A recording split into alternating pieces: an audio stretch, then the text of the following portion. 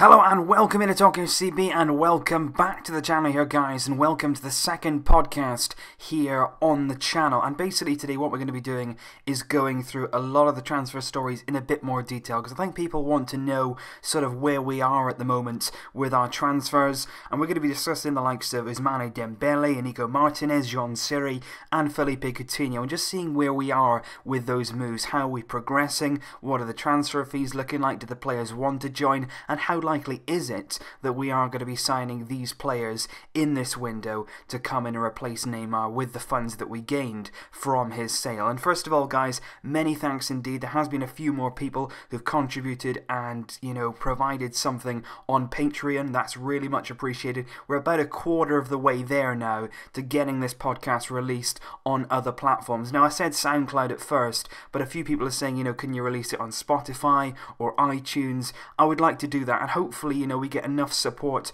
on Patreon in the future to actually launch them on all the platforms. So then you can sort of, you know, take your pick. If you want to watch this or listen to this on SoundCloud, you can do, or Spotify or iTunes. So hopefully we get enough support there to provide them on all platforms in the future, because I'm going to be doing a weekly podcast on La Liga and all things that have happened over the game week. So hopefully that'll be good fun. But I thought I'd do this today just to give you guys an update on what is going on. So basically I'm going to start with Ousmane Dembélé and what exactly is going on with that transfer, because I want to go with the line yesterday that both Sport and MD last night came out with the same headline. They basically said that Philippe Coutinho, Ousmane Dembélé and Iñigo Martínez had all given the okay for Barça to come and sign them, because what the sort of general practice is in a transfer, the club obviously identifies their targets and then they'll sort of go to the player or speak with their agent just to check that the player would be open to joining, because of course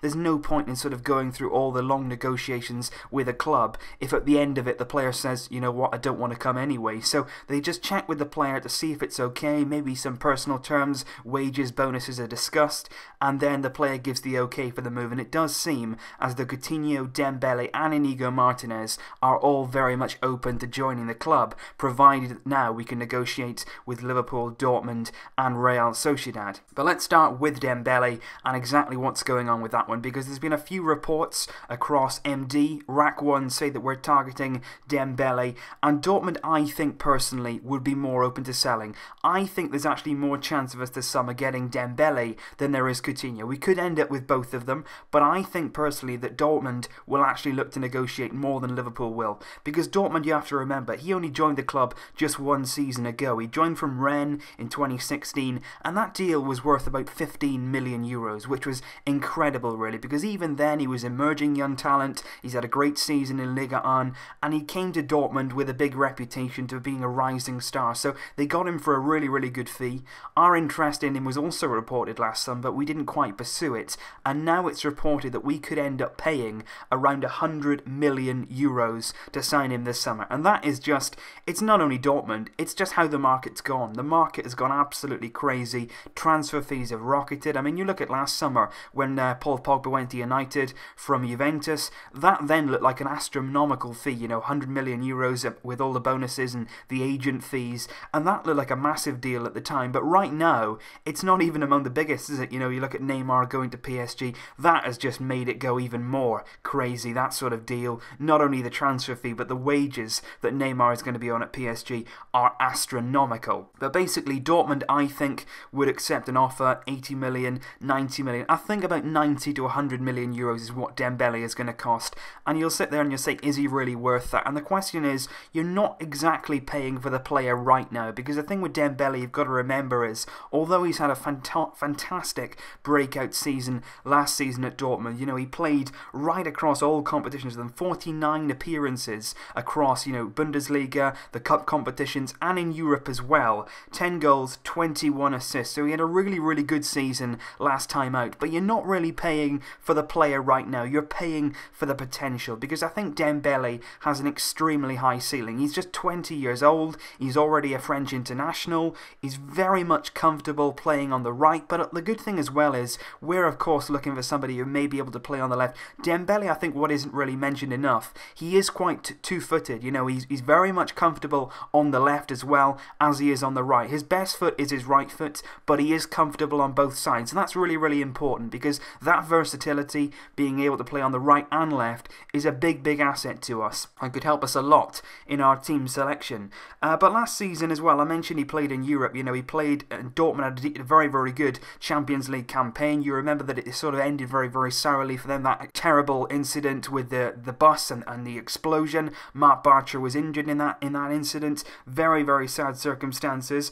But he did play 10 times in the Champions League last season, 2 goals and 6 assists, and he was really, really impressive. So it's not just about the Bundesliga. He's not just done it at league level. He has gone on to play in Europe and shine there as well. So 20 years old, playing this amount of games and being this consistent really, really is a good sign. And in terms of his style of play, he's a player that's very, very direct in his running. He likes to run at opponents. His final ball is very, very good. A lot of his assists counted for Aubameyang's goals last season. He had a phenomenal season for Dortmund, and a lot of that was based on Dembele giving him the fantastic service. He very much likes to go down the wing. He's quite a traditional winger in that sense, but he can cut in as well. He is good in front of goal. But I do like the general play and the way that he conducts himself on the pitch. He's not a selfish player. You can see by the fact that he's got a lot more assists than he has goals. He will prefer to sort of lay on an assist for a teammate, make a nice pass, than score a goal himself, which I think is nice, because we've got goal scorers in the squad. What we need is creativity. We need players who are going to work for everyone, and I certainly think that Dembele could be an outstanding signing for us. You know, I don't want to say he's the new somebody. I think he'll be his own player. He'll come onto the scene. I think he loves Barcelona. There was an interview with him just a few days ago where he really did struggle to hide the fact that he does admire us and he does want to join us at some point in the future. You know, he was saying that he enjoys the way that we play. He was very, very surprised that Neymar left. He said that he couldn't help but be flattered by our interest. So I think that the will from Dembele certainly is to join us. I think he would love to join us and play at Barcelona. The only thing now is negotiating with Dortmund. Can we get the deal done? It remains to be seen. But I think if we put enough money in front of them, they have got a good chance of accepting this summer. I think we could end up with Ousmane Dembele as long as we play our cards right and pay the fee they want. Because let's face it, we've got the money now. We don't want to spend it all in one go. But if a player like this presents himself to us, we've got to take it. We've got to go forward and we've got to take this chance.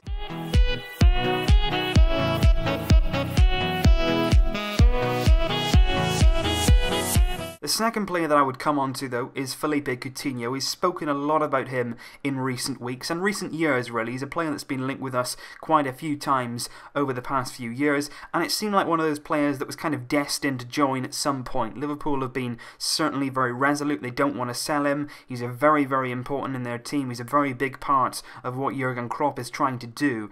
But I think, you know, it's definitely, again, the will is there from the player. Coutinho would want to join Barcelona. You know, a lot of the time when Neymar was here, Neymar was saying, you know, we need to be signing this guy, and Coutinho was quite open to joining the club. He's certainly somebody who, again, Liverpool would make an extremely big amount of money from. He signed from Inter back in 2013. The transfer fee then was about 13 million euros, and I think Coutinho would actually be more expensive than Ousmane Dembele would be, which is quite interesting indeed. I think Coutinho is a bit older, of course, 25 years old. Just turned 25 now a month ago, or 2 months ago in June. So I think he's a player that's more experienced than Dembele. Of course, though, with that then gives you less years to be at your peak. You know, he probably got about 5 or 6 years left at the top level, perhaps. In his time at Liverpool, though, he's made 181 appearances in all, scoring 42 goals with 37 assists. In that time as well, he's made 27 caps for the Brazilian national team. He did actually have a very small spell early on in his career. A lot of people don't, and I actually forgot this stat. He did have a small spell at Espanyol, but I'm sure we'll all be forgetting that if he does end up joining. But in terms of last season, he made 36 appearances in all competitions, scoring 14 goals and contributing to 9 assists. And I think that was a really good season for Coutinho. I think he was relatively injury-free, because a few campaigns previous to that he did suffer with a few niggly injuries which hampered his progress. But last season was a really good season for him and Liverpool, qualifying for the Champions League. And a good thing to note as well from this is that Coutinho in that season and during his time at Liverpool in general he does play primarily from the left-hand side. So a lot of people are getting this idea in their head that maybe Coutinho will come in and he'll be in our two in midfield, he'll play a central role. I'm not so sure about that. I don't know. I think if we did bring him in, he probably would be more suited to playing on the left-hand side, cutting in, being a sort of inside forward or an inside attacking midfielder. I don't really see him as an interior in that midfield. I think he's a player that could adapt to that role given time, but I think he wouldn't suit in there and he wouldn't slot in there straight away. He's not really a player that's that comfortable playing in a three in midfield. He's played in Liverpool's midfield when they've had it stacked there, and he's been at the sort of the point of the diamond, but again, we don't really play that way. We have Busquets sitting deep, and then we have two midfielders just off him who are kind of running the show. There's a more creative midfielder, the likes of the Iniesta role, but even Iniesta doesn't play that high up the pitch anymore. So Coutinho would have to adapt if he was going to play in that midfield area, or he could play off the left-hand side. But it's going to be interesting to see where we're going to fit him, and that's the little bit of the problem with the fact that we're going to pay sort of 120, 130 million euros is being mentioned on this one. Is it really worth paying that amount of money? Although he has that extreme talent that we know he does, he's not just a goal scorer. He doesn't just score those long distance goals that we've seen many times. He's very, very creative. He's good on the ball. He creates a lot of chances. He's very nice in terms of his dribbling ability and the way he glides past players, his close control. There's a lot more to his game than just goals, Coutinho. But would he slot into the team and what we need? Is he a profile that we really need in the squad? That's the biggest question for me on Coutinho. And I just personally can't see Liverpool selling. Although the Spanish media on this, they seem very, very sure that he's going to sign. They seem absolutely positive that Coutinho is going to be coming this summer. They said he could be announced before the Gamper, he could be announced during the Gamper match. But I just don't know. I just can't see it being that simple because Liverpool have been so resolute. They've said he's not for sale. Jurgen Klopp has come out and said if I was the owners, they've told me he's not for sale. And I just think he's such a big part of their plans. They've got a huge Champions League qualifier game coming up against Hoffenheim very, very shortly, which is a massive game for them in terms of qualifying for the Champions League proper, getting all that revenue money. You know, they want to be in the Champions League, a club of their size. So I think he's going to want to have him there for that. And the problem as well is Adam Lallana, a midfield player for Liverpool as well, a key player for them, has just got injured. He's going to be out for 2 months. So that leaves them in the lurch as well. And I haven't really seen Liverpool linked to anyone getting anyone else in midfield. So I just don't really see why Liverpool would be so open to selling Coutinho, even for the big money, when you know that big Champions League prize is on offer if they can qualify. And certainly such a big part of their team that losing him may be very, very detrimental to them. So it's going to be interesting to see how easy it is to deal with them, whether this deal actually goes ahead, and if Coutinho signs, where exactly is he going to play? So all of those questions should be answered within the next few weeks. Right, and that is another player that I would like to just quickly mention. That is Paulo Dybala of Juventus. Now, not a lot of you would like to see Dybala at Barcelona. He's a player that has certainly come to big prominence in recent years, and of course no less in the Champions League last season when he almost single-handedly knocked us out with those very, very important goals, and they were very, very impressive on the night as well. What I would say about Dybala, though, a lot of people don't seem to realise that he's not a left winger, because I think when he first broke on the scene,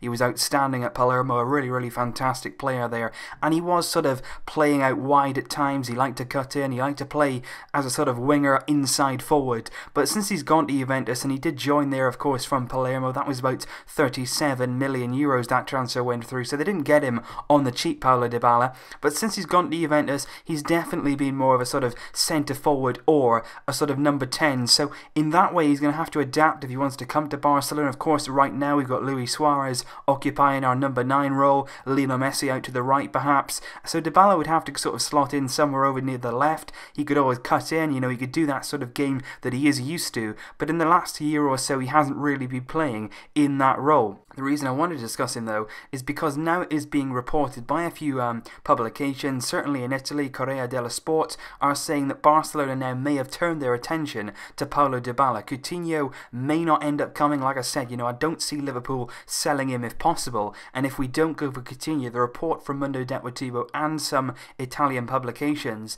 is that Paulo Dybala is certainly on our radar. What I would say about this possible signing is it would not be cheap. Like I say, Juventus didn't sign Dybala for cheap money, and they would not sell him cheap either. They've lost very, very big players this summer. The likes of Dani Alves has departed. Leonardo Bonucci has gone to AC Milan as well. They're desperately trying to hang on to Alexandro, so they're not going to sell their key players cheaply. They had a good season last season, and they want to build on that. So I think if we're going to have to pay for Dybala, it's going to be 130 million euros upwards. The fee that was reported by Correo dello Sport was 140 million euros, but they did say that players could be included in the deal to possibly make it a bit better for us in terms of our financial position. And the thing is as well, when you're talking about players being exchanged, Juventus for a fact are interested in Andre Gomes. They have had that interest for quite a while. They were following him when he was at Valencia, and they were actually linked with him last summer just before we signed him. So they are interested in possibly taking Andre Gomes from us this summer. And another name that has cropped up as well has been Rafinha. So it's going to be very, very interesting to see what happens in regards to Dybala. He's certainly a player that can suit our style of play. He's so comfortable on the ball. He's got a magical left foot. He's definitely good in front of goal. But I do worry about the fact that he is going to have to adapt to that left-hand side role. He didn't score a great number of goals last season in Serie A. I have spoken about that in the past. He is a creative player. It's not all about goals with Dybala, granted, but he did only manage 11 goals in 31 Serie A appearances last season. He did provide, though, 8 assists, and he was very, very good in the Champions League. 11 appearances and 4 decisive goals. And I think he's certainly a talent, and he certainly would improve our squad no end. And of course, as well, just 23 years old. You know, he's 24 in November. He is experienced for his age. He's got Argentina caps. He does have that combination and that relationship with Lionel Messi. And I would be very, very interesting to see how this one develops. Because like I say, Liverpool are going to be very, very adamant that Coutinho is not leaving. And if that does happen, we could turn our attention to Dybala, or we could press on for Ousmane Dembele and leave it there. So it's just another one to think about. It's just another report which has come out now. Spain and Italy are leaning a little bit more towards Dybala. Nothing too concrete just yet, and the fee would be very, very high, but it is certainly not off the cards yet.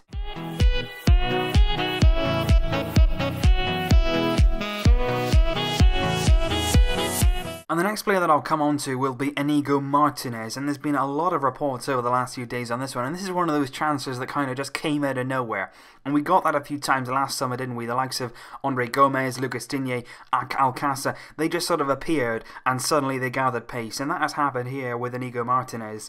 And a few days ago, Sport reported it for the first time. They said that Barcelona are very interested in activating his release clause. We got our money from the Neymar deal, and it seemed like we were going to go out and spend some of it straight away by activating Iñigo Martínez's €32 million release clause. Now, it's very interesting as well that Sport reported this, and MD also yesterday said that Iñigo Martínez had given the thumbs up to join Barcelona. Like I said earlier on, he was very much open to joining the club. Sociedad actually came out yesterday officially and said that we had actually lodged an interest in Iñigo Martínez. They said they didn't want to sell him at all costs. He's a very, very big part of the team and they wanted to keep him. But of course, that release clause means that if we do activate it, like we were with Neymar, they're a bit powerless. There's nothing they can do about it. They've just got to sit back and watch us take them off their hands.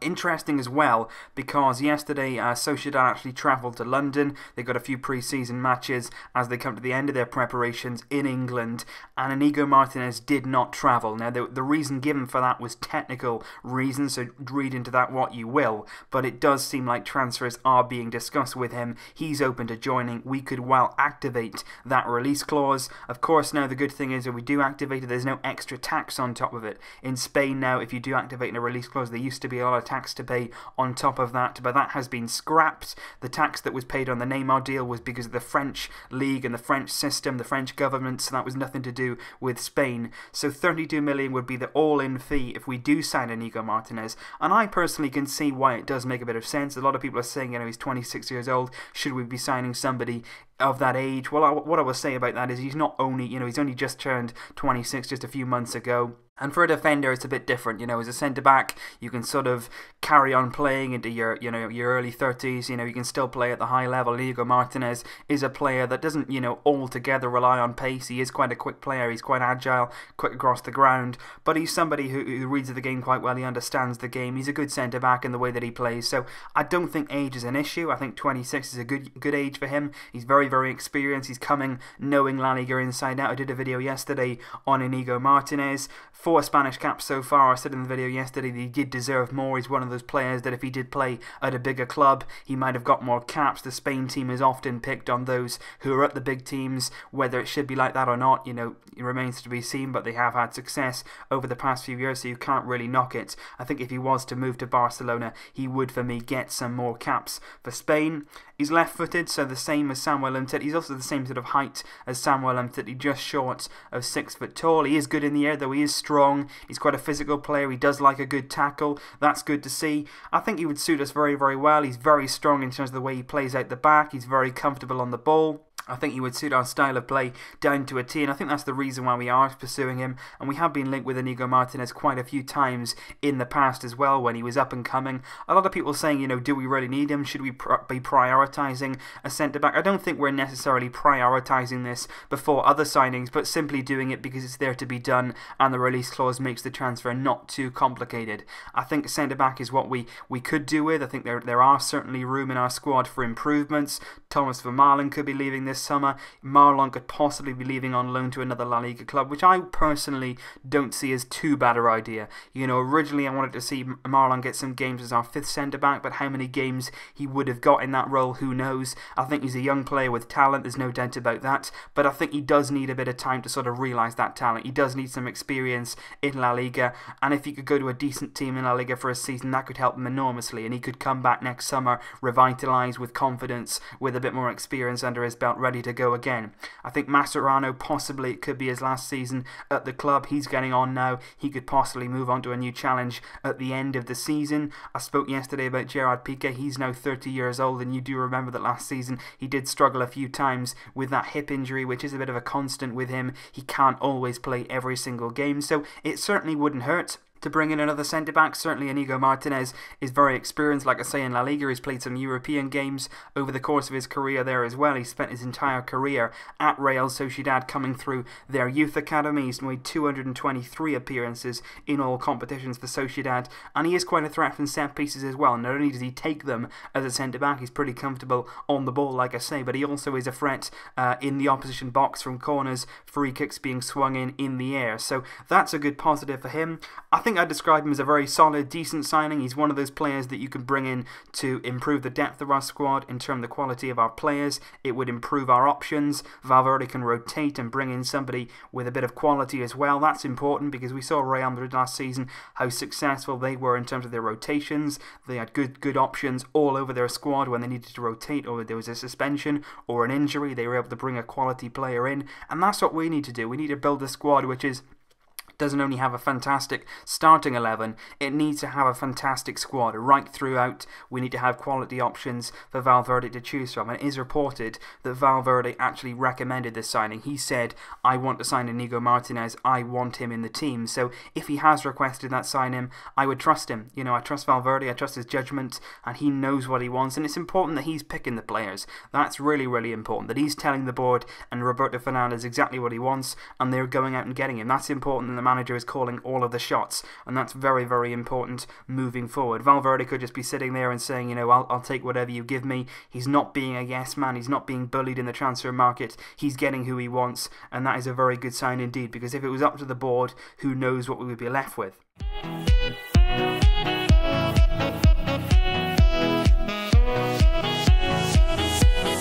And the final player that I would like to discuss is Jean-Michel Seri from Nice. We've spoken about him a lot this summer. We were actually linked with him right at the start of the summer when we were looking for a sort of controlling midfielder. We then went to pursue Marco Verratti, which of course ended in disappointment. And now we've lost Neymar and we've got some funds to spend. Jean Seri is definitely back on our radar, and I was very, very impressed and very happy to see last night that Mundo Deportivo, which is a source that I do trust. Over the years, they've not been entirely reliable, Mundo Deportivo, but I think now they're actually used as sort of mouthpiece of the club. I think Bartomeu is quite close to them, so what they do report is deemed as pretty reliable these days.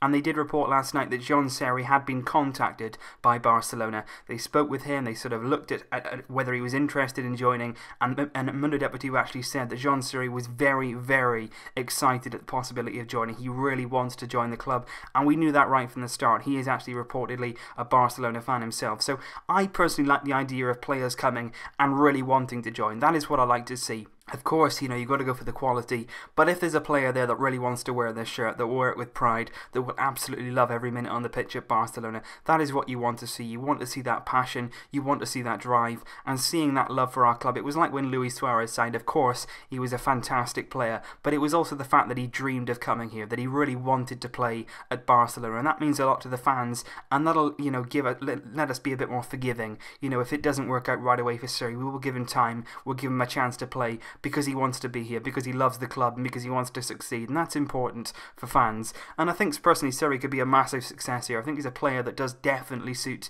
the way that we play, and like I've been talking about, you know, the profiles that we need in our squad, Seri is certainly a profile that we need. He's a controlling midfielder, he's one of those players that will sit a little bit deeper, he'll dictate the tempo of the game, he's very, very comfortable on the ball, he's good in terms of his passing range, not only short passes but long passes as well, he gets around the field pretty quickly, he's quite a, you know, an agile player. He's very, very short, but he does get about the pitch. I've been watching him very, very recently because Nice have been playing in some Champions League qualifier games. They played Ajax, they actually progressed to the next round, and Seri was an absolutely massive part of that. On the European stage, he was terrific. He already racked up an assist in each leg of that game, one of them a fantastic back-heeled assist following a smart run from him, and it does seem like he's got the all-round game. You know, he's not just somebody who can sit deep and pass, he can get around, he can, you know, work on the defensive side of his game as well. That's important, and I think he would really, really thrive in that controlling midfield role that we've been crying out for. We've been crying out for somebody who can come in and control a game and help us ease the pressure in matches and dominate proceedings once again from that midfield area, and I think Seri is somebody that can come in and can definitely help us out with that. He had an outstanding season last season for Nice, who once again overachieved in Liga 1. He's 26 years old, but like I'll say with Iñigo Martínez, he's actually only just turned 26, not even a month ago now he was 26 years old, so he still has a number of years left in him. He's an Ivory Coast international, 13 caps on the international stage so far. He's predominantly right-footed. He's made 82 appearances in all for Nice since joining them in 2015. He joined from Paços Ferreira in Portugal, and the fee when he joined, believe it or not, was actually €1 million. €1 million. So like a lot of the other clubs that I spoke about, if we were to offer the money to Nice, around 40 to 45 million euros is a reported transfer fee for Seri. I think they'd certainly take it. It's a massive profit for them. It's a lot of money for a club like Nice, and I think they would certainly have to take it whether they liked it or not, because Seri is a massive part of their team and he would be a massive loss to them, but that would be an astronomical fee they could receive for a player they signed just a few years ago for €1 million. But like I say, 82 appearances in all for Nice since he joined in 2015, 10 goals, 17 assists. Last season was by far his best season in a Nice shirt and in his career really. He had a real breakthrough season, 39 appearances in all competitions, 7 goals and 9 assists in Liga 1 last season, and he was a really, really big part of their success, and I think he's just got the game to succeed here. That's very much what I believe. He certainly fits the profile that we're looking for. He may not be one of the massive names, he may not be, you know, a big star, but that's not always what you need. You don't always need the very, very highest quality players. You just need players who are going to come in, who are going to suit the system, and who are going to play in the right way and the profile that we need. And Seri suits that absolutely down to a T. He ticks all the boxes for me. It would be a risk because, of course, he's only proven himself in Liga 1 so far. But I think from what I've seen for him, you know, for Nice, and certainly in these 2 qualifying matches on the European stage, he's got enough to succeed here. And I think he definitely wants to come. It would be easy in terms of agreeing personal terms.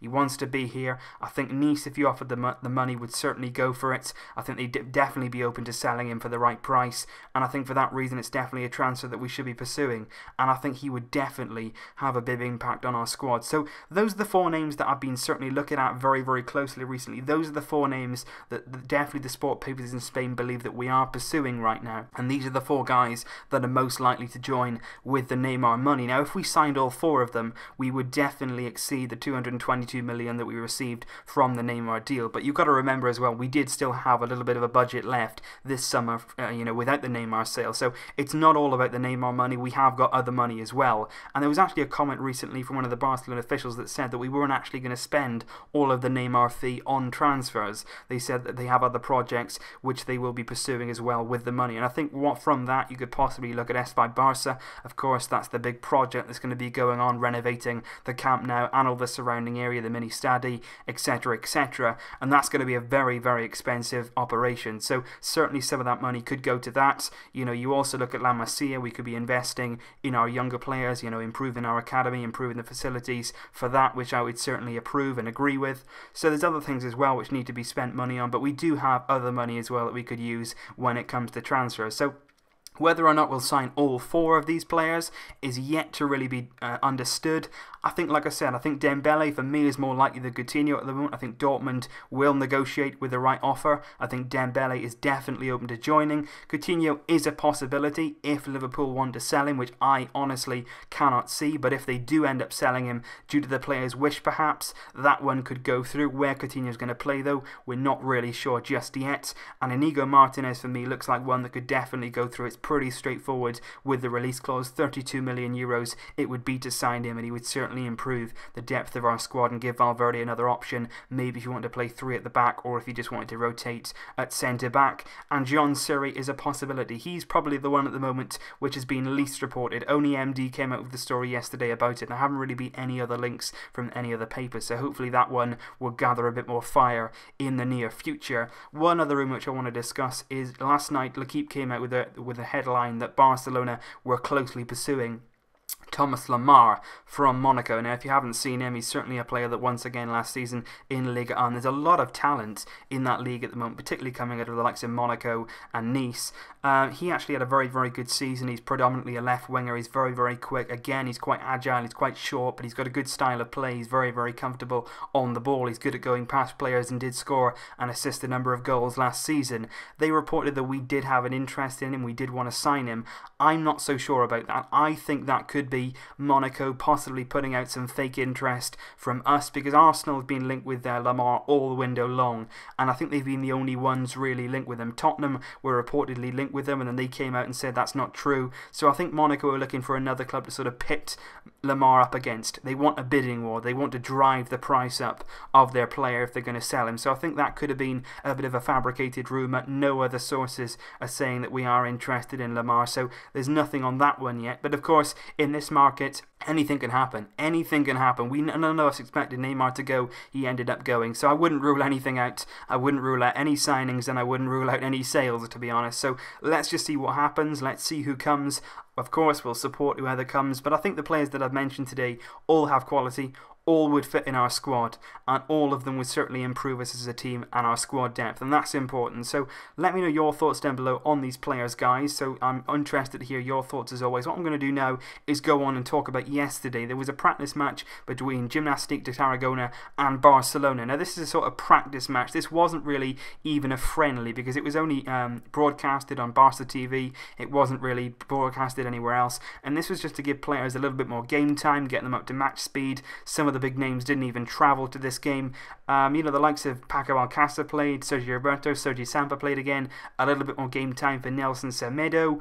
Sillerson started in goal. Ter Stegen made his return. Andre Gomes as well made an appearance. And it was a game which didn't really seem to mean a lot. You know, I did watch the game and it wasn't brilliant. You know, we didn't play very well at all. But you could see it was a sort of training exercise. The players were out there. They were trying to, you know, just get a bit fitter, get a bit more match ready as we're sort of approaching the Gamba match. And then we got the Super Cup, and then of course the start of the season. So I think players were just getting a bit more match ready. I think they were certainly trying to improve their fitness more than anything else. But there was a very, very big highlight in that game from Paco Alcácer. We did go 1-0 down quite early on, but about 10 minutes from the end of the game, Paco Alcácer rattled in a free kick from about 20-25 yards. Really nice strike, and that should at least give him a bit of confidence, because that was a really good goal from Alcácer. The only negatives from that is Thomas Vermaelen started the game, and he was actually subbed just a few minutes in due to injury. Marlon came on in his place, and it's unknown yet how long Thomas Vermaelen is going to be out for. But once again, that's another injury for him, another setback. And how many times have we said it since he's joined the club? It's obviously it's not his fault, but it is frustrating the fact these injuries are so reoccurring. And now possibly if this is a lengthy injury, we may not be able to offload him this summer, and he may actually end up staying at the club on the wage bill, but once again not being able to play. So that's disappointing. Another possible injury was Andre Gomes, who came on about 25 minutes before the end of the game. He came on, and apparently at the end of the game he was feeling some discomfort, and he may be out for a few weeks. We don't really know yet what's going to happen with him, so that's going to be interesting to see what that injury is like. But that wasn't really great, the 2 injuries we suffered in this match that was just there to sort of raise our fitness. We've of course got the Gampa game coming up very, very soon against Chapecoense. That's going to be a superb match, a really good cause that's going to be, and I'm really looking forward to seeing what we do in that game. I'm going to have a preview coming up for that though as a separate video, so that'll get us going for that. And like I said, then we got the Super Cup games against Real Madrid, home and away, a 2-legged affair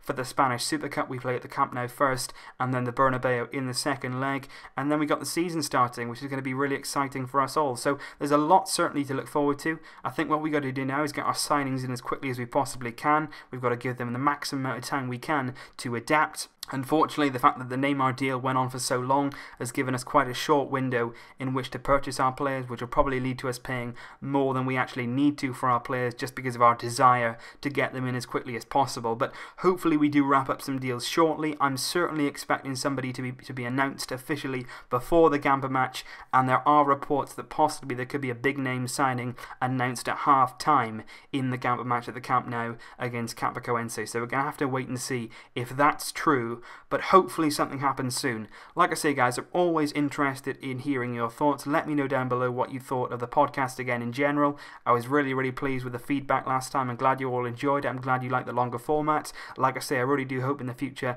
to be able to upload onto different platforms for you guys, so you can possibly download them and watch them at your own leisure, watch them on different platforms, and of course watch them offline as well if you don't have internet access when you're doing, you know, on traveling or anything like that. So hopefully that'll come in the future. I really do appreciate all your support in the comments, and of course those I mentioned at the start on Patreon. It really is appreciated, the support on there, and it really helped with projects in the future. So let me know your thoughts down below, guys. I'll have more videos coming up very, very shortly. Like I say, I've got the preview for the Joan Gampa game coming up, and if you guys have any video requests as well, please do let me know in the comments, or you can contact me alternatively on Twitter, on Facebook, on Instagram. I try to reply to messages and things like that. I always do enjoy talking with you guys, so that's all good there.